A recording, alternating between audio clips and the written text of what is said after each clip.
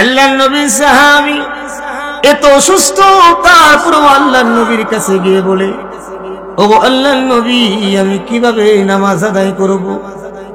আল্লাহর নবী বলেন, সাল্লি কাইমান, তুমি দাঁড়ায় দাঁড়ায় নামাজ পড়ো। ফাইন লাম তাস্তাতি ফাকাইদান, আর যদি দাঁড়াতে সক্ষম না হও তাহলে বসে বসে নামাজ আদায় করো। ফাইন লাম তাস্তাতি ফামুদতাজিআন, আর যদি বসে বসে নামাজ না পড়তে পারো তাহলে শুয়ে শুয়ে নামাজ পড়ো। আল্লাহর নবীর সাহাবী নামাজ পড়তেছে, একদিন আল্লাহর নবীর সাহাবী আসমানের দিকে তাকায়া মিটমিটায়া হাসে। সাহাবীরা বলে, ইমরান ইবনে হুসাইন এত অসুস্থ, তারপরও কেন তুমি আসমানের দিকে তাকায়া হাসো? আল্লাহর নবীর সাহাবী বলে, রে আমার সাহাবীরা, জাননি আমি কেন হাসি রে? কারণ আমার অসুস্থতার কারণে আমার আল্লাহ আমার পূর্বের সব গুনাহ মাফ করে দিয়েছে। অন্য এক হাদিসের মধ্যে আল্লাহর রাসূল বলেন, কিয়ামতের কঠিন ময়দানে আল্লাহ যেদিন বিচার কার্য শুরু করবেন, আল্লাহ প্রথমে বলবেন, আইনা ইবাদি আল্লাযীনা ইয়াদউনানি ফিস সাররাই ওয়াদ দাররা। আল্লাহ বলবেন, আইনা ইবাদি, আমার ওই বান্দারা কোথায়? আল্লাযীনা ইয়াদউনানি ফিস সাররাই ওয়াদ দাররা, আমার যেই কোম্পানিগঞ্জের বান্দা আমারে সুখে দুঃখে আমি আল্লাহকে ডাকতো, ওই বান্দারা কোথায়? আল্লাহর নবী বলেন, কিয়ামতের কঠিন ময়দানে ওয়াহুম কলিল, অল্প কিছু লোক দাঁড়াবে। আল্লাহ রাব্বুল আলামিন বলবেন, উদখুলুল জান্নাতা বিগাইরি হিসাব, আজকে তোমাদের কোনো হিসাব নাই, বিনা হিসাবে আমি আল্লাহর তৈরি জান্নাতের ভিতরে প্রবেশ করো। আল্লাহ তাদেরকে জান্নাত দিবে কোন? ভালো করে বুঝেন, আল্লাহ তাদেরকে জান্নাত দিবে কেন? কারণ তারা সুখে দুঃখে আল্লাহকে ডাকছে। এই জন্য যারা জ্বর হলে, সর্দি হলে, কাশি হলে, যে কোনো মুসিবতে পড়ে আল্লাহকে যদি বান্দা ডাক দেয়, এই দুই হাদিস যারা বুঝা যায়, আল্লাহ তাআলা বিনা হিসাবে বান্দাকে জান্নাতের ভিতরে ঢুকায়া দিবে। জিন্দেগি মে বন্দেগি তো করনা है, जिंदगी में बंदगी तो करना है,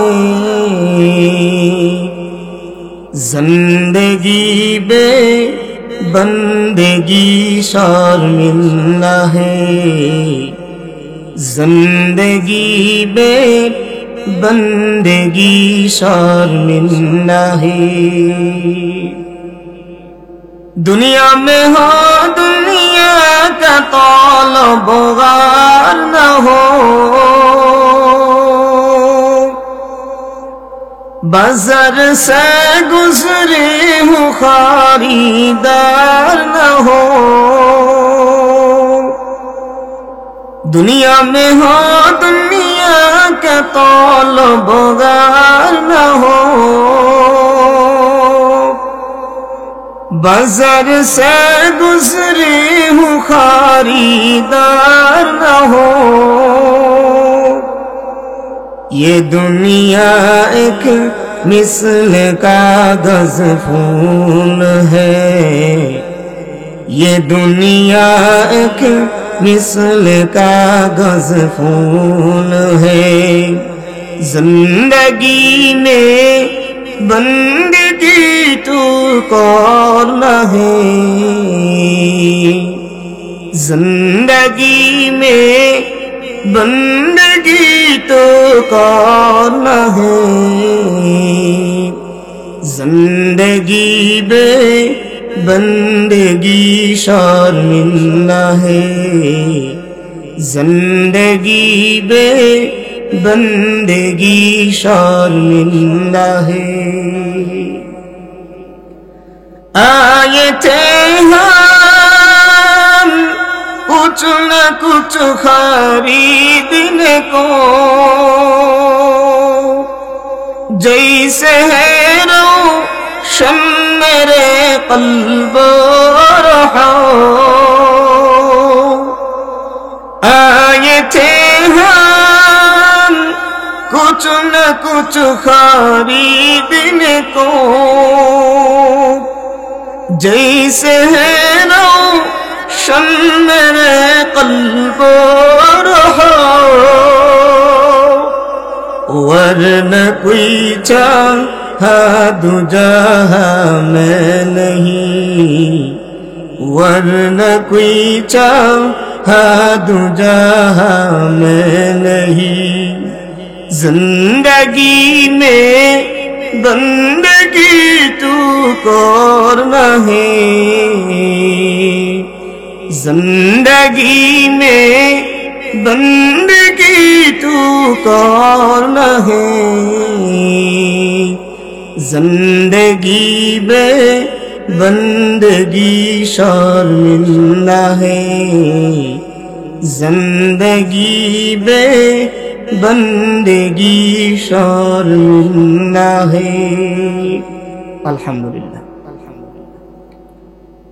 কাঁঠালবাড়ি দক্ষিণ পাড়ার ডুকরিয়ার পাড় মসজিদ কোম্পানিগঞ্জ সিলেটের উদ্যোগে ৮ম বার্ষিক ইসলামী মহাসম্মেলন। অধ্যকার ইসলামী মহাসম্মেলনে উপস্থিত আছেন সম্মানিত সভাপতি সাহেব,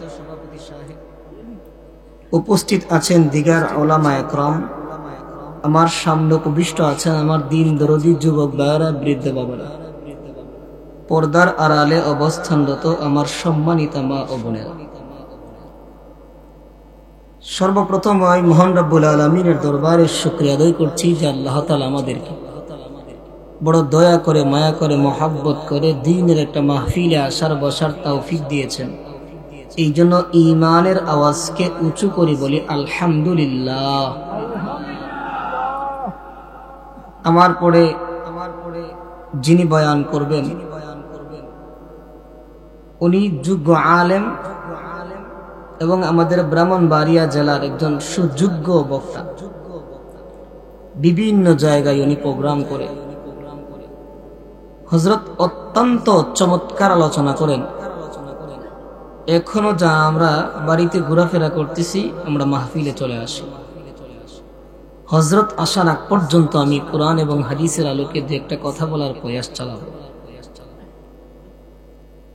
আল্লাহ তাআলা যে আমাদেরকে আনছেন, খুশি না বেজার?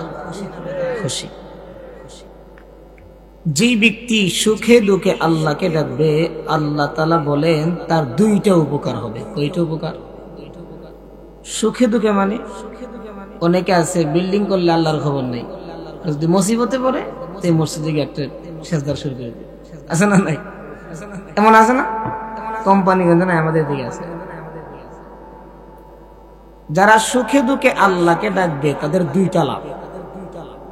এক নাম্বার, আল্লাহ তাদের গুনাহগুলোকে মাফ করে দিবে। আর আস্তে কোন সুবহানাল্লাহ। রাতে ভাত খাইছেন নি আপনারা? আওয়াজ জোরে দিবেন। এক নাম্বার, আল্লাহ পিছনের গুনাহগুলো মাফ করে দিবে। দুই নাম্বার, আল্লাহর তৈরি জান্নাতের ভিতরে ঢুকায় দিবে। আল্লাহর নবীর একজন সাহাবী যার নাম ইমরান ইবনে হুসাইন রাদিয়াল্লাহু আনহু, আল্লাহর নবীর সাহাবী ইমরান ইবনে হুসাইন রাদিয়াল্লাহু আনহু একটানা 30 বছর ইমরান ইবনে হুসাইন অসুস্থ ছিল। এক করোড়ে শুয়া শুয়া আল্লাহর ইবাদত করে আল্লাহর নবীর কাছে গিয়ে বলে, ও আল্লাহর নবী, আমি কিভাবে নামাজ আদায় করব? আল্লাহর নবী বলেন, সাল্লি কাইমান, তুমি দাঁড়ায় দাঁড়ায় নামাজ আদায় করো। ফাইন লাম তাস্তাতি ফাকাইদান, আর যদি দাঁড়াতে সক্ষম না হও তাহলে বসে বসে নামাজ আদায় করো। ফাইন লাম তাস্তাতি ফামুদতাজিআন, আর যদি বসে বসে নামাজ না পড়তে পারো রে, তাহলে শুয়ে শুয়ে নামাজ। আমাদের একটা অভ্যাস হলো, যদি একটু কোমরের মধ্যে ব্যথা লাগে, হাতের মধ্যে ব্যথা লাগে, ইমামকে জিজ্ঞানোর দরকার নাই, চেয়ার নিয়ে মসজিদে মুরব্বী দৌড়ে আছে না নাই? আল্লাহর নবীর সাহাবী এত অসুস্থ, তারপর আল্লাহর নবীর কাছে গিয়ে বলে, ও আল্লাহর নবী, আমি কিভাবে নামাজ আদায় করব? আল্লাহর নবী বলেন, সাল্লি কাইমান, তুমি দাঁড়ায় দাঁড়ায় নামাজ পড়ো। ফাইন লাম তাস্তাতি ফাকাইদান, আর যদি দাঁড়াতে সক্ষম না হও তাহলে বসে বসে নামাজ আদায় করো। ফাইন লাম তাস্তাতি ফামুদতাজিআন, আর যদি বসে বসে নামাজ না পড়তে পারো তাহলে শুয়ে শুয়ে নামাজ পড়ো। আল্লাহর নবীর সাহাবী নামাজ পড়তেছে, একদিন আল্লাহর নবীর সাহাবী আসমানের দিকে তাকায়া মিটমিটায়া হাসে। সাহাবীরা বলে, ইমরান ইবনে হুসাইন এত অসুস্থ, তারপরও কেন তুমি আসমানের দিকে তাকায়া হাসো? আল্লাহর নবীর সাহাবী বলে, রে আমার সাহাবীরা, জাননি আমি কেন হাসি রে? কারণ আমার অসুস্থতার কারণে আমার আল্লাহ আমার পূর্বের সব গুনাহ মাফ করে দিয়েছে। অন্য এক হাদিসের মধ্যে আল্লাহর রাসূল বলেন, কিয়ামতের কঠিন ময়দানে আল্লাহ যেদিন বিচার কার্য শুরু করবেন, আল্লাহ প্রথমে বলবেন, আইনা ইবাদি আল্লাযীনা ইয়াদউনানি ফিস সাররাই ওয়াদ দাররা। আল্লাহ বলবেন, আইনা ইবাদি, আমার ওই বান্দারা কোথায়? আল্লাযীনা ইয়াদউনানি ফিস সাররাই ওয়াদ দাররা, আমার যেই কোম্পানিগঞ্জের বান্দা আমারে সুখে দুঃখে আমি আল্লাহকে ডাকতো, ওই বান্দারা কোথায়? আল্লাহর নবী বলেন, কিয়ামতের কঠিন ময়দানে ওয়াহুম কলিল, অল্প কিছু লোক দাঁড়াবে। আল্লাহ রাব্বুল আলামিন বলবেন, উদখুলুল জান্নাতা বিগাইরি হিসাব, আজকে তোমাদের কোনো হিসাব নাই, বিনা হিসাবে আমি আল্লাহর তৈরি জান্নাতের ভিতরে প্রবেশ করো। আল্লাহ তাদেরকে জান্নাত দিবে কোন? ভালো করে বুঝেন, আল্লাহ তাদেরকে জান্নাত দিবে কেন? কারণ তারা সুখে দুঃখে আল্লাহকে ডাকছে। এই জন্য যারা জ্বর হলে, সর্দি হলে, কাশি হলে, যে কোনো মুসিবতে পড়ে আল্লাহকে যদি বান্দা ডাক দেয়, এই দুই হাদিস যারা বোঝা যায়, আল্লাহ তাআলা বিনা হিসাবে বান্দাকে জান্নাতের ভিতরে ঢুকায়া দিবে। সুখে দুঃখে আল্লাহকে ডাকতে বলবো ইনশাআল্লাহ। আমি আপনাদের সম্মুখে পবিত্র কালামুল্লাহ থেকে ছোট্ট একটা আয়াত তিলাওয়াত করেছি। রাসূল আকরাম সাল্লাল্লাহু আলাইহি ওয়াসাল্লামের অসংখ্য অগণিত হাদিস থেকে ছোট্ট একটা হাদিসের টুকরা তিলাওয়াত করেছি।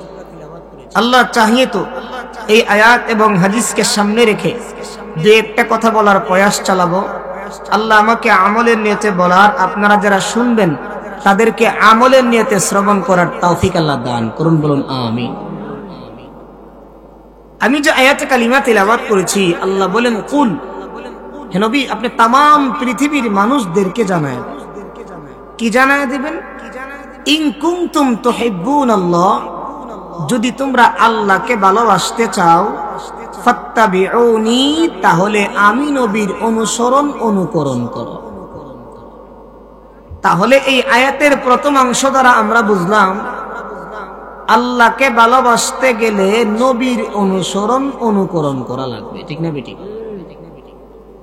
যদি নবীর অনুসরণ অনুকরণ করি লাভ কি? আল্লাহ বলেন দুইটা লাভ। কয়টা? এক নাম্বার, তার বিনিময়, ইউহিব্বুকুমুল্লাহ, আমি আল্লাহ তোমাদেরকে ভালোবাসবো। দুই নাম্বার, ওয়া ইয়াগফির লাকুম যুনুবাকুম, পূর্বে যত গুনাহ করেছো আমি আল্লাহ মাফ করেছি। আল্লাহু গফুরুর রহিম, আল্লাহ দয়ালু, আল্লাহ মাফ করেন। যে পড়ছি হাদিসের মাফহুমটা হলো, ততক্ষণ পর্যন্ত কোনো মানুষ পূর্ণাঙ্গ মুমিন হতে পারবে না যতক্ষণ তার মা, তার বাবা, তার আত্মীয় স্বজনদের থেকে রাসূলকে মহব্বতের প্রিয় পাত্র না হবে। আয়াত এবং হাদিস দ্বারা বুঝলাম, পৃথিবীর সব মানুষের থেকে সবচাইতে বেশি মহব্বত করতে হবে আল্লাহর নবীকে, ঠিক না বেটি? এখন আসুন সাহাবীরা আল্লাহর নবীকে কি পরিমাণে মহব্বত করতেন। আল্লাহর নবীর একজন প্রতিবন্ধী সাহাবী যার নাম আব্দুল্লাহ ইবনে আমর ইবনে জুমুহ, ওই সাহাবী প্রতিবন্ধী ছিল। উহুদের ময়দানে যাওয়ার জন্য তার মনে বড় প্রেরণা, সে উহুদের ময়দানে গিয়ে জিহাদ করবে। প্রতিবন্ধী সাহাবী তার সন্তানদেরকে বলে, রে আমার সন্তানেরা, আমি উহুদের ময়দানে যাব রে, আমাকে যাওয়ার ব্যবস্থা করে দাও। সন্তানেরা বলে, আব্বাজি আপনি প্রতিবন্ধী, আর কোন প্রতিবন্ধী যদি জিহাদের ময়দানে না যায় তাহলে কোনো অসুবিধা নাই। আল্লাহর নবীর প্রতিবন্ধী সাহাবী বলে, রে আমার সন্তানেরা, আমি যদি জিহাদের ময়দানে যাই কোনো বাধা আসেনি? সাহাবী সন্তানেরা বলে, না বাধা নাই। তাহলে আমাকে নিয়ে চলো আখিরি জামানার পয়গম্বরের দরবার। আল্লাহর নবীর কাছে আল্লাহর নবীর প্রতিবন্ধী সাহাবীকে নিয়ে যাওয়া হলো। আল্লাহর নবী বিশ্ব নবী রহমাতুল লিল আলামিনকে গিয়ে সাহাবী বলে, ওগো আল্লাহর নবী, আমি উহুদের ময়দানে যুদ্ধ করার জন্য যাব গো নবী, আমার মনে বড় প্রেরণা গো নবী। ও নবী আমার সন্তানেরা দেয় না। আল্লাহর নবী বিশ্ব নবী বলে, এরে সাহাবীর সন্তানেরা, তোমার আব্বাকে কেন উহুদের ময়দানে জিহাদ করার জন্য দাও না? সাহাবীর সন্তানেরা বলে, ও নবীজি আমাদের আব্বা প্রতিবন্ধী, এই জন্য আমরা দেই না। আল্লাহর নবী বলেন, এরে প্রতিবন্ধীর সাহাবীর সন্তানেরা, তোমার আব্বাকে ফিরাইবা না, জিহাদে ময়দানে যাওয়ার জন্য অনুমতি দেয়। ভালো করে মনোযোগ দিয়া শুনেন, আল্লাহর নবীর সাহাবীকে অনুমতি দেওয়া হলো। আল্লাহর নবীর প্রতিবন্ধী সাহাবী জিহাদের ময়দানে গিয়ে আল্লাহর রাস্তায় শহীদ হয়ে গেল। সন্তানরা নিয়ত করল, আমার আব্বার লাশ আমরা মদিনায় দাফন করব, উহুদের ময়দানে দাফন করব না। এই উদ্দেশ্য যখন আল্লাহর নবীর প্রতিবন্ধীর সাহাবীর লাশটাকে যখন উটের উপর উঠানো হয় আর উটটাকে মদিনার দিকে ডাকা হয়, সাথে সাথে উটটা জমিনের মধ্যে বসে পড়ে। আবার যখন সাহাবীর লাশটাকে উঠাই, আবার যখন মদিনার দিকে রওনা করে, সাথে সাথে সাহাবীর লাশটা জমিনের মধ্যে বসে পড়ে। আল্লাহর নবীর সাহাবী আল্লাহর নবীর কাছে গিয়ে বলে, ও আল্লাহর নবী, আপনার প্রতিবন্ধী সাহাবীর লাশটাকে যখন উটের উপর উঠানো হয় আর মদিনার দিকে ডাকা হয়, উটটা তৎক্ষণাৎ জমিনের মধ্যে বসে পড়ে। আল্লাহর নবী বলেন, আরে সাহাবীর সন্তানেরা, তোমার আব্বা যেদিন উহুদের ময়দানে আসবে, ওই দিন তোমার আব্বা কোনো কিছু বলছিল কি? সাহাবীর সন্তানেরা বলে, ওগো নবীজি, আমার আব্বা যেদিন উহুদের ময়দানে আসবে, ওই দিন আল্লাহর কাছে বলছিল, এর মালিক, আমি প্রতিবন্ধী, এই কারণে আমারে কোনো মানুষ যুদ্ধের ময়দানে নেই না। ওগো নবীজি, ওগো আমার আল্লাহ, আমি প্রতিবন্ধী, এই জন্য আমাকে কোনো মানুষ যুদ্ধের ময়দানে যাওয়ার জন্য অনুমতি দেয় না। ওগো আমার আল্লাহ, যেহেতু তোমার নবী আখিরি জামানার পয়গম্বর আমাকে অনুমতি দিয়েছে, আল্লাহ গো, আমি যেন উহুদের ময়দান থেকে আর না ফিরি। আল্লাহর নবীর সাহাবী দোয়াকে আল্লাহ কবুল করে নিয়েছে। আল্লাহর নবী বলেন, রে সাহাবীর সন্তানেরা, আল্লাহটাকে সামনের দিকে বাড়ায় না, তোমার আব্বার দোয়া আমার আল্লাহ কবুল করে নিয়েছে। তৎক্ষণাৎ আল্লাহর নবী বলেন, আর নেওয়ার দরকার নাই, তোমার আব্বার লাশটা উহুদের ময়দানে দাফন করে দাও। আল্লাহর নবীর একজন সাহাবী যার নাম আব্দুর রহমান ইবনে আউফ রাদিয়াল্লাহু তাআলা আনহু, আব্দুর রহমান ইবনে আউফ বলেন, আমি বদরের যুদ্ধের কাতারের মধ্যে দাঁড়াইলাম। নাজারতু আন ইয়ামিনি ওয়া আন শিমালি, আমি আমার ডান দিকে তাকাইলাম, আমি আমার বাম দিকে তাকাইলাম। দুনো দিকে তাকায় দেখি রে ছোট ছোট দুটা বাচ্চা আমার দুই পাশ। আমি মনে মনে ভাবতে লাগলাম, এই ছোট ছোট দুটা বাচ্চা দিয়ে আমি জিহাদের ময়দানে কি করব? যদি একটু বড়সড় হইতো তাহলে আমার শক্তি যোগাইত। এই কথা বলার পরে সাহাবী বলেন, ওই দুইজনের মধ্যে একজন ফাগামাজানি আহাদুহুমা, দুইজনের মধ্যে একজন আমি আব্দুর রহমান ইবনে আউফকে খোসা দিল। খোসা দিয়ে বলতেছে, হাল তারিফু আবা জাহলিন ইয়াম, হে চাচা আপনি আবু জেহেলকে চিনেন? আল্লাহর নবীর সাহাবী আব্দুর রহমান ইবনে আউফ বলে, আমি বললাম মা হাজাতুকা ইয়া ইবনে আখি, হে ভাতিজা তুমি আবু জেহেলকে দিয়ে কি করবে? ছোট্ট সাহাবী বলে, রে চাচা আমি শুনেছি রে আবু জেহেল নাকি আমার নবীকে গালি। আরে চাচা আমি শুনেছি আমার নবী বিশ্ব নবী রহমাতুল লিল আলামিনকে নাকি আবু জেহেল গালি দেয়। আজকে যদি আবু জেহেলকে পাই দুনিয়ার জমিন থেকে আমি বিদায় করে দিব। আব্দুর রহমান ইবনে আউফ কে আরেকজন সাহাবী ছিল, ছোট্ট সাহাবী বলে ফাগামাদানি আহাদুহুমা, আবার তারে খুশা দিল।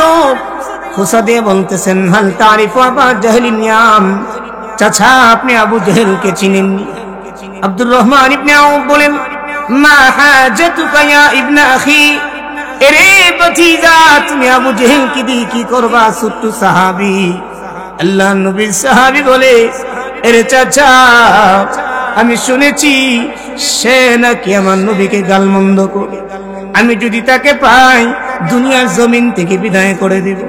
আল্লাহর নবীর সাহাবী আব্দুর রহমান ইবনে আউফ বলেন, আমি যখন আবু জেহেলকে দেখলাম উভয়জনকে আমি ইশারা দিয়ে দেখায় দিলাম ওই যে আবু জেহেল। তৎক্ষণাৎ দুইজন বাজ পাখির মতো উড়াইয়া ওই আবু জেহেলকে দুনিয়ার জমিন থেকে বিদায় করে দিয়েছে। আমাদের মতো আজকে মহব্বত ছিল না, আরো বেশি ছিল।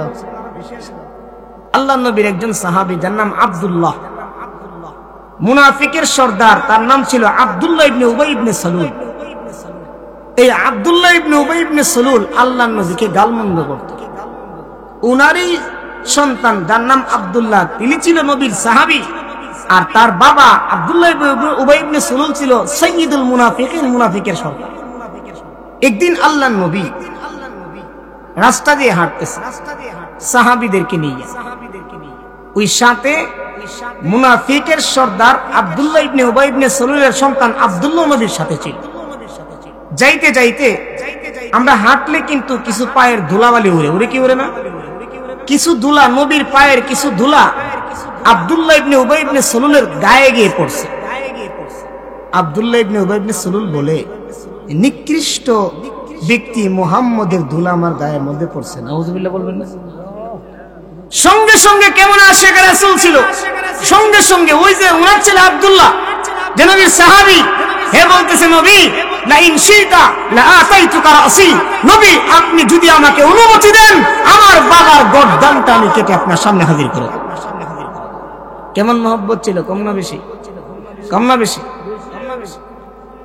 আল্লাহর নবীর একজন সাহাবী যার নাম তালহা ইবনে বারা রাদিয়াল্লাহু আনহু, আল্লাহর নবীর সাহাবী, ছোট্ট সাহাবী, আল্লাহর নবীর কাছে গিয়ে বলে, ওগো আল্লাহর নবী আমি আপনাকে বড় মহব্বত করি, ভালোবাসি।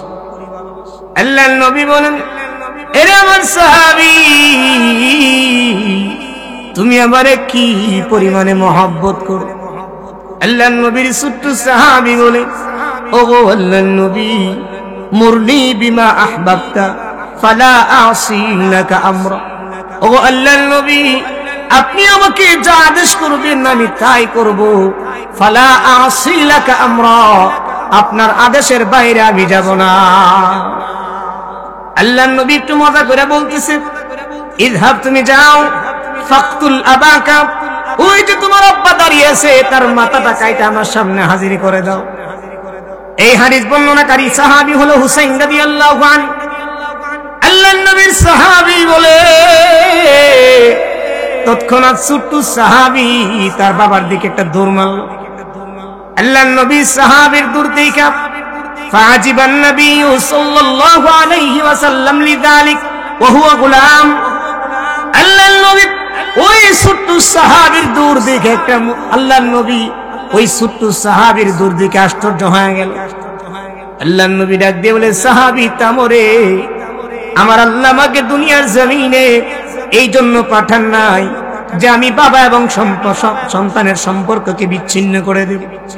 আমার আল্লাহ আমাকে দুনিয়ার জমিনে পাঠিয়েছে বাবা এবং সন্তানের সম্পর্ককে বজায় রাখার জন্য। এরে আমার সাহাবী, তুমি আমার যেই পরিমাণে মহব্বত করো, ওয়া আইজান উহিব্বুকা হুব্বান জাম্মা, আমি নবী তুমি সাহাবীকেও সেই পরিমাণে মহব্বত করি। কিছুদিন পর আল্লাহর নবীর সাহাবী অসুস্থ হয়ে গেল। ফামারিদাতুল হাবাদাত আলী। কিছুদিন পরে আল্লাহর নবীর সাহাবী তলহাকে আর নবীর দরবারে দেখা যায় না। আল্লাহর নবী সাহাবীদেরকে বলে, এরে আমার সাহাবীরা, আমার সাহাবী তলহা আর আমার দরবারে আসেন। সে কি আমার সাথে রাগ করেছে? আমি কি তার কিছু বলছি? সে আমার দরবারে কেন আসেন? আল্লাহর নবীর সাহাবীরা বলে, ও আল্লাহর নবী, আপনার ছোট্ট সাহাবী তলহা বড় অসুস্থ। আল্লাহর নবী এই কথা শোনার পরে দৌড়াইয়া সাহাবীর বাড়িতে চলে গেল। আজকে দেখা যায় চেয়ারম্যান হলে, মেম্বার হলে, এমপি হলে, শুধু কোনো পদ যদি ব্যক্তি পায় তাহলে এমন ডিমান্ড দেখাই রে, ঘর থেকে তারে নড়ানো যায় না। ঠিক না? আল্লাহর নবীর সাহাবীর অসুস্থতার খবর শুনিয়া দৌড়াইয়া সাহাবীর বাড়িতে চলে গেল। হাদিস বর্ণনাকারী সাহাবী বলে, ওই দিন প্রচন্ড ঠান্ডা ছিল, প্রচন্ড শীত ছিল এবং প্রচন্ড কুয়াশা ছিল। এই তিনটা জিনিসকে অপেক্ষা করে আল্লাহর নবী সাহাবী বাড়িতে চলে গেল। আল্লাহর নবীকে দেখে আল্লাহর নবীর সাহাবীর অবস্থা বেশি ভালো না। আল্লাহর নবী যা বুঝলেন, আল্লাহর নবীর সাহাবী দুনিয়াতে বেশি দিন বাঁচবেন। আল্লাহর নবী বিশ্বনবী রাহমাতুল লিল আলামিন সাহাবীর আম্মা আব্বাকে বল, এরে তলহার আম্মা, এরে তলহার আব্বা, আমি নবীর মনে হয় আমার সাহাবী তলহা আর বেশি দিন দুনিয়ার জমিনে বাঁচবে। রে তলহার আম্মা, রে তলহার আব্বা, আমার সাহাবী তলহা যদি মারা যায় তাহলে আমি নবীকে তোমরা সংবাদ দিবা, আমি তার কাফন দাফন করব। ও সাল্লি আলাইহি, আমি নবী তার জানাজার নামাজ পড়াবো। আল্লাহর নবীর সাহাবী অসুস্থ। আল্লাহর নবী এই কথা বলার পরে আল্লাহর নবী চলে গেলেন। সাহাবী তলহা রাদিয়াল্লাহু আনহু তার আম্মা আব্বাকে বলে, এরে আমার আম্মা, রে আমার আব্বা, আমার নবী তোমাদেরকে কি বলে গিয়েছে? সাহাবীর আম্মা আব্বা বলে, এরে তলহা, তোমার নবী বলেছে তুমি তলহা বেশি দিন আর দুনিয়ার জমিনে বাঁচবা না। এই জন্য বলেছে তুমি যদি মারা যাও তাহলে নবীকে সংবাদ দেওয়ার জন্য তোমার জানাজার নামাজ পড়াবে এবং তোমার কাফন দাফন করাবে। আল্লাহর নবীর সাহাবী বলে, এরে আমার আম্মা, রে আমার আব্বা, আমি যদি দুনিয়ার জমিন থেকে চলে যাই তাহলে আমার নবীরে তোমরা ডাক দিবা না, কারণ আমি যদি রাত্রের বেলা মারা যাই আর আমার নবীরে যদি তোমরা রাত্রের বেলা ডাক দাও, আর এই দিক দিয়ে যদি আল্লাহর নবীকে কোনো কাফের বেঈমানে আঘাত করে, তাহলে আমি তলহা আল্লাহর দরবারে কি জবাব দিব? ওগো আমার আম্মা, ওগো আমার আব্বা, আমি মারা গেলে আমার নবীকে তোমরা ডাকবা না, আমি ওসিয়ত করে গেলাম, আমি মারা গেলে আমাকে এমনি দাফন করে দিবা। আল্লাহর নবীর সাহাবী মারা গেল। আল্লাহর নবীর সাহাবীকে কাফন দাফন দেওয়া হয়ে গেল। فأخبر النبي صلى الله عليه وسلم إذا أصبح সকালবেলা আল্লাহর নবীর কাছে সংবাদ গেল, ও আল্লাহর নবী, আপনার সাহাবী তলহা দুনিয়ার জমিনে নাই। আল্লাহর নবী বলেন, রে সাহাবীরা, আমি না বলেছিলাম আমার সাহাবী যদি মারা যায় আমি নবীকে তোমরা সংবাদ দিবা, কারণ আমি তার জানাজার নামাজ পড়াবো এবং তার কাফন দাফনের দায়িত্ব আমি নবী গ্রহণ করব। সাহাবীরা বলল, আল্লাহর নবী, আপনি আসার পরে তলহার আম্মা আব্বা তলহাকে অনেক বোঝানোর চেষ্টা করেছে। আরে তলহা, নবী যেহেতু বলেছে তোমার জানাজার নামাজ পড়াবে, এই জন্য নবী তোমার জানাজার নামাজ পড়াবে, আমরা সংবাদ দিব নবীকে। তো আপনার সাহাবী তলহা বলল, আরে আমার আম্মা, আরে আমার আব্বা, আমি যদি রাতের বেলা মারা যাই আর নবী যদি আমার কাফন দাফন করার জন্য আসে, আমার জানাজার নামাজ পড়ার জন্য আসে রে, আর কাফের বেঈমান যদি আমার নবীর উপর আক্রমণ করে, তাহলে আমি তলহা আল্লাহর দরবারে কি জবাব দিব? এই কথা নবী নবীকে যখন জানায় দিল, তৎক্ষণাৎ নবী সাহাবীদেরকে দৌড়াইয়া ওই তলহার কবরের মধ্যে চলে গেল। তলহার কবরের কাছে গিয়ে বলতেছেন, আল্লাহ, আপনি যখন আপনার সাহাবী তলহাকে দেখবেন, সাক্ষাৎ হবে, তখন আপনি তলহাকে দেখে একটা হাসি দিবেন, আর আপনি আমার সাহাবী তলহাকে দেখে একটা হাসি দিবেন, এবং সাহাবী তলহাও যেন আপনাকে দেখে একটা হাসি দেয়। সুবহানাল্লাহ। এই যে দুনিয়া থেকে জান্নাতের সবকিছু পাইছে, এটা কি এমনিতেই পাইছে না নবীর মহব্বত পায়া? নবীর মহব্বত কিভাবে পাইছে? নবীর অনুসরণ করে না করে? নবী সুন্নত তরিকায় মাথা কাটছে সারা জীবন। আমি নেইমার মেসির মতো মাথা কাটি, নবীর সুপারিশ পাবো? আমি নবীর মহব্বতের দাবি করি, মেসওয়াক আদায় করি না। আমি নবীর সুন্নতের দাবি করলে কি লাভ? আমি নবীর সুন্নতের দাবি করি, আমি নামাজ পড়ি না, নবীর সুন্নতের দাবি করে কি লাভ? আমি ইবাদতের ক্ষেত্রে গরিমসি করি, আমি নবীর সুন্নত দাবি করলে কি লাভ? এই জন্য প্রত্যেকটা সেক্টরে যদি নবীর মহব্বতের দাবি করি, নবীর অনুসরণের দাবি করি, প্রত্যেকটা কাজের ক্ষেত্রে নবীর অনুসরণ দরকার। ঠিক না বেটি? নবী চুল কিভাবে কাটছে, নবী খানা কিভাবে খাইছে, নবী পোশাক কিভাবে পরছে, নবী কোন কোন বন্ধুর সাথে চলাফেরা করেছে, এই সব জিনিস যখন আপনি ফলো করে চলবেন, তখন সব কিছু আল্লাহ তাআলা নবীর সুপারিশের কারণে জান্নাত দিয়ে দেবে। ঠিক না বেটি? জিকির করেন, লা ইলাহা ইল্লাল্লাহ।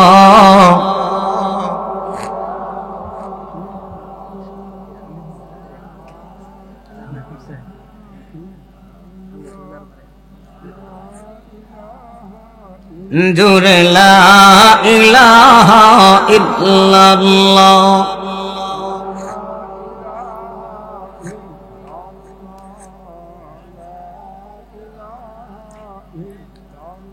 জান্নাতের ওই হুরপুরীরা করছে ওই নাম জপনা, সবেদারি ওলিরা ওই নাম করেছে সাধনা, লা ইলাহা ইল্লাল্লাহ।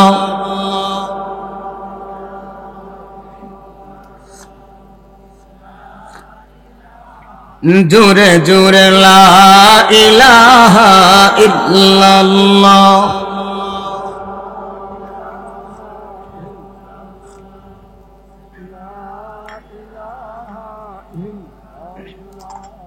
লা ইলাহা ইল্লাল্লাহ মুহাম্মাদুর রাসূলুল্লাহ সাল্লাল্লাহু আলাইহি ওয়াসাল্লাম।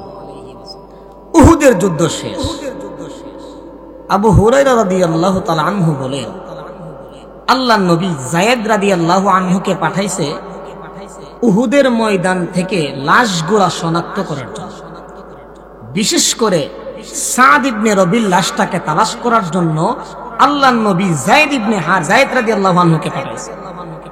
উনি বলেন, বাআসানিয়ান নবী সাল্লাল্লাহু আলাইহি ওয়াসাল্লাম ইয়াউমা উহুদিন লিতলাবি সাদ ইবনে রবি, আমাকে আমার নবী উহুদ যুদ্ধে শেষ হওয়ার পরে লাশগুলাকে শনাক্ত করার জন্য, চিনার জন্য পাঠাইছে।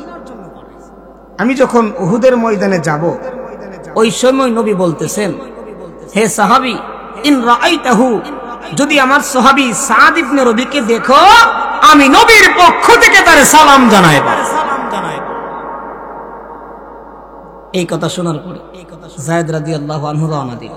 আবার নবী ডাক দিছে, হে যায়েদ, তুমি আমার সাহাবী সাদ ইবনে রবিকে যদি পাও, শুধু সালাম দিবা না, বলবা ওই অবস্থাটা তার কাছে কেমন লাগতেছে। সুবহানাল্লাহ। আল্লাহ নবীর সাহাবী যায়েদ গেছে, গিয়ে দেখে একটা লোক মরা মরা বাপ, মুমূর্ষ অবস্থায়, মরা যাবে ভাব, গিয়ে বলতেছে, তুমি কে? আমি সাদ। তুমি সাদ ইবনে রবি? ও জি। নবী তোমারে সালাম জানাইছে। সুবহানাল্লাহ। হাদিস বর্ণনাকারী সাহাবী বলে, তৎক্ষণাৎ সাহাবী জিন্দা মানুষের মতো দাঁড়ায় গেছে। সালাম কি করিমুল্লাহ সরিমুল্লাহর সালাম না নবীর সালাম? নবী সালাম জানাইছে, তৎক্ষণাৎ দাঁড়ায় গেছে। ইতিহাসের কিতাবের মধ্যে লেখা হয়, ওবিহি সাবউনা দরবা, তখন তার শরীরের মধ্যে 70টা তীরের আঘাত ছিল। কয়টা আঘাত? আরো জোরে বলেন, কয়টা আঘাত? একটা গায়ে খেলে দিকাতে ফেলেন, এমনি অসুস্থ না, কোনো কিছু না, নামাজ যায় না, জিঙ্গা রেখে কোমরে বলে ব্যথা আছে না নাই? আল্লাহ নবীর সাহাবীর 70টা তীরের আঘাত ছিল ওনার শরীরের মধ্যে। এই আঘাত নিয়ে দাঁড়ায় গেছে, নবী সালাম দিয়েছে। সুবহানাল্লাহ। দাঁড়ায় গেছে, দাঁড়ায় বলতেছে, তুমিও নবীরে সালাম দিবা, এবং তুমি যে সালাম নিয়ে আসছো তোমাকেও সালাম দিলাম। সুবহানাল্লাহ। তখন সাহাবী যায়েদ রাদিয়াল্লাহু আনহু বলে, নবী শুধু সালাম জানাই নাই, বলছে তুমি যে অবস্থায় আছো ওই অবস্থাটা তোমার কাছে কেমন লাগতেছে। সাহাবী বলে, হে যায়েদ ইবনে সাবিত, তুমি আমার নবী, তুমি আমার হাবিবকে জানায়া দিবা, আমি এই 70টা তীরের আঘাত সহ উহুদের ময়দান থেকে আজিদু রিহাল জান্নাহ, আমি জান্নাতের সুঘ্রাণ পাইতেছি। কিসের সুঘ্রাণ? জান্নাতের সুঘ্রাণ। আমি 70টা তীরের আঘাত সহ উহুদের ময়দান থেকে আমি জান্নাতের সুঘ্রাণ পাইতেছি। নবীদের সাহাবীদের প্রেম আর মহব্বত নবীর প্রতি কিঞ্চিত পরিমাণেও কম ছিল না। ওই সাহাবায়ে কেরামদেরকে নিয়ে কান খুলে শুনেন, ওই সাহাবায়ে কেরামদেরকে নিয়ে যারা ব্যঙ্গ করবে, ওই সাহাবায়ে কেরামদের ব্যাপারে যারা কটূক্তি করবে, ওই সাহাবায়ে কেরামদের ব্যাপারে যারা কালেমা লেপন করবে, আল্লাহর নবী বলেন, আস-সাহাবী কান-নুজুম, আমার এক একটা সাহাবী আকাশের এক একটা নক্ষত্রের মতো, তারকার মতো। ওই সাহাবীদের ব্যাপারে যারা কিল কল করবে, বৃষ্টি কথা বলবে, অযথা অনর্থক কথা বলবে, তাদের জীব আমরা টেনে ছিঁড়ে ফেলে দেব। কারণ আল্লাহর নবী বলেন, আস-সাহাবী কান-নুজুম, আমার এক একটা সাহাবী আকাশের এক একটা তারকার মতো। সন্দেহ আছে সাহাবীরা জান্নাতি? সন্দেহ আছে? সাহাবীদের ব্যাপারে কোনো কিল কল করা যাবে? বলতেছিলাম, আল্লাহর নবীর সাহাবীরা দুনিয়া থেকে জান্নাতের সার্টিফিকেট পেয়েছেন, দুনিয়া থেকে জান্নাতের সুঘ্রাণ পেয়েছেন। কি জন্য? নবীর অনুসরণ অনুকরণ করার কারণে। কথা বলেন ঠিক না বেটি? আল্লাহ চাহিয়ে তো আমরাও যদি নবীর অনুসরণ অনুকরণ করি, আমাদেরকেও আল্লাহ নবী জান্নাতে নিয়ে যাইবেন সুপারিশ করে। সুবহানাল্লাহ বলেন না? রহমাতুল লিল আলামিন নবী, রহমাতুল লিল আলামিন নবী, রহমাতুল লিল আলামিন নবী, কুরআনে প্রমাণ, উম্মত বিনে কে বুঝিবে আমার দ্বীনের নবীর শান, উম্মত বিনে কে বুঝিবে আমার দ্বীনের নবীর শান। নবী আমার মদিনারি বুলবুল, আল্লাহ তাআলা প্রেম করিয়া নাম দিলেন হাবিবে রাসূল। নবী আমার মদিনারে বুলবুল, আল্লাহ তাআলা প্রেম করিয়া ওই নবীর নাম দিলেন হাবিবে রাসূল। সেই নবীকে না মানিলে থাকবে না ঈমান, উম্মত বিনে কে বুঝিবে আমার দ্বীনের নবীর শান। তাহলে বলতে চাইতেছিলাম আল্লাহ নবীর সাহাবীদের প্রেম আর মহব্বত নবীর প্রতি কম ছিল না বেশি ছিল? আর একটু জোরে বলেন, কম ছিল না বেশি ছিল? রহমাতুল লিল আলামিনকে যেদিন উহুদের ময়দানে আল্লাহর নবীকে যেদিন কাফের বেঈমানেরা গ্রাহ করে ফেলল, তাফসীরে মাজহারির লেখক আল্লামা সানাউল্লাহ ফানিপুতি রহমাতুল্লাহি আলাইহি লিখেন 11 জন সাহাবী আল্লাহ নবীকে গ্রাহ দিয়ে রাখলো যেন আল্লাহর নবীর উপরে তিন না লাগে। আল্লাহর নবীর একজন সাহাবী যার নাম আবু দুজানা রাদিয়াল্লাহু আনহু, আল্লাহর নবীর সাহাবী আবু দুজানা রাদিয়াল্লাহু আনহু আল্লাহর নবীর সামনে গিয়ে দাঁড়ায় গেলেন। যত তীর আসতো আবু দুজানা ফিরাইত। আবু দুজানা বলে, এরে কাফের বেঈমানেরা, যতদিন আমি আবু দুজানা বেঁচে থাকবো ততদিন আমার নবীর গায়ের মধ্যে একটা তীরের আঘাত আমি লাগতে দিব। আল্লাহ রাব্বুল আলামিনের কুদরত, এক পর্যায়ে আল্লাহর নবী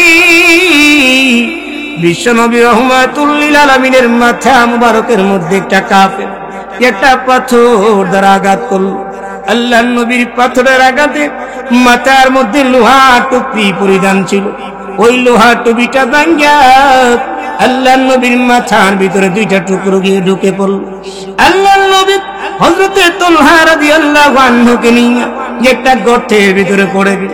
এই দিক দিয়ে শয়তান উহুদের ময়দানে প্রপাগান্ডা ছড়ায় দিল, কদ কুতিলা মুহাম্মদ সাল্লাল্লাহু আলাইহি ওয়াসাল্লাম, মুহাম্মদ নাই রে, মুহাম্মদ চির বিদায় হয়ে গেছে।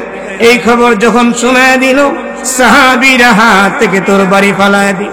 আর কার জন্য যুদ্ধ করব রে? আমাদের দ্বীনের নবী দুনিয়ার জমিনে নাই।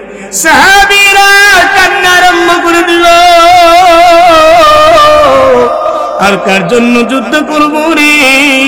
আমাদের দ্বীনের নবী দুনিয়ার জমিনে নাই। এইরকম ভাবে সাহাবীরা কান্না আরম্ভ করে দিল। ইতিহাসের কিতাবের মধ্যে পাওয়া যায় হযরত আলী রাদিয়াল্লাহু আনহু একবার দৌড় দিয়া মৃত সাহাবীদের কাছে গিয়ে আল্লাহর নবীকে তালাশ করে, ওখানে আল্লাহর নবীকে পাই না। আবার জীবিত সাহাবীদের কাছে গিয়ে আল্লাহর নবীকে তালাশ করে, ওখানেও আল্লাহর নবীকে পাই না। এক পর্যায়ে আলী রাদিয়াল্লাহু আনহু সিজদার মধ্যে পড়ে কান্না আরম্ভ করে দিল, আরে মালিক, ঈসা নবীর উম্মতেরা ঈসা নবীর সাথে বেয়াদবি করার কারণে তুমি ঈসা নবীকে আসমানের মধ্যে উঠায় নিয়েছিলে রে মালিক। আরে মালিক,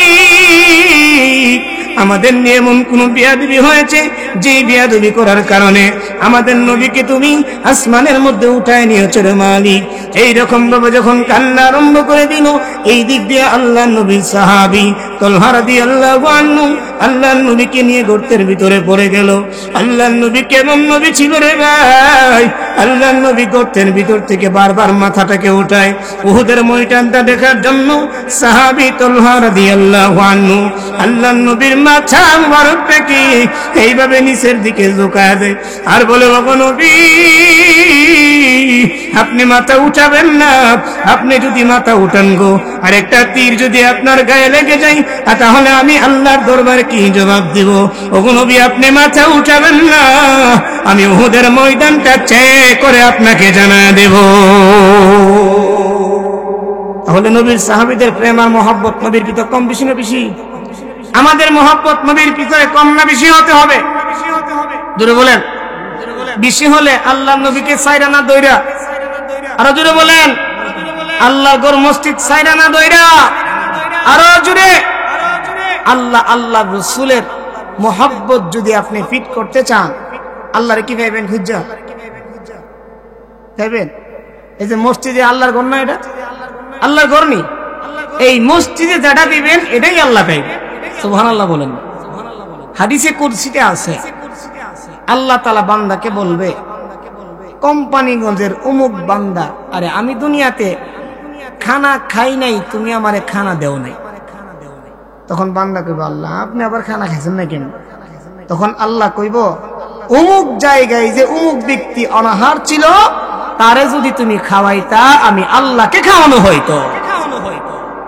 আমার মনে হয় এই আল্লাহর ঘর মসজিদে যদি আপনি দেন, তাহলে আল্লাহ তাআলা এই দেওয়ার উসিলায় আপনার জান্নাতের বাগান বানাবেন, আপনার কবরটাকে জান্নাতের বাগান। আল্লাহ রাসূল বলেন, আমি আপনি যখন মারা যাব, তিনটা জিনিস আমার আপনার কবরে যাবে। কয়টা জিনিস? তিনটা জিনিস। ইয়াতবাউল মাইয়িতা সালাস, আমি আপনি মারা গেলে তিনটা জিনিস আমার আপনার কবরের পিছনে পিছনে যাবে। এক নাম্বার আহলুহু, আমি আপনার যত আত্মীয় স্বজন আছে সবাই দেখেন মরার খবর শোনার পরে কবরের পিছনে দেবে, হাইটে হাইটে দেব না খাটির পিছনে। এক নাম্বার। দুই নাম্বার ওয়া মালুহু, যত সম্পদ কামাইছেন ওই সম্পদ গুলাও খাটির পিছনে রওনা দিবে। তিন নাম্বার ওয়া আমালুহু, যত ভালো কাজ করছেন